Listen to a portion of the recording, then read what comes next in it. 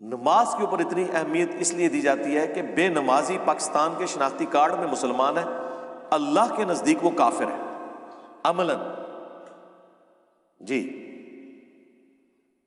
सूरह अर्रूम की आयत नंबर है 31, व अकीमुस्सलाह वला तकूनु मिनल मुशरिकीन, नमाज कायम करो, मुशरिकों में से ना हो जाओ। यानी जो मुशरिक है ना वो नमाज नहीं पढ़ते, मुसलमान ने नमाज पढ़नी है। और सही मुस्लिम की हदीस, नबी सल्लल्लाहु अलैहि वसल्लम ने फरमाया कि बंदे के कुफ्र और ईमान, शिर्क और इस्लाम के दरमियान फर्क नमाज है। और सही मुस्लिम में हदीस है, अब्दुल्लाह इब्न मसूद कहते हैं कि नबी इस्लाम के मुबारक ज़माने में अगर कोई बीमार भी होता था और दो बंदों के सहारे मस्जिद आ सकता था तो मस्जिद में नमाज पढ़ता था, कहीं उसे मुनाफिक ना समझ लिया जाए। यानी उस जमाने में तो अगर घर में भी कोई नमाज पढ़ता था ना तो कहते थे फारग है,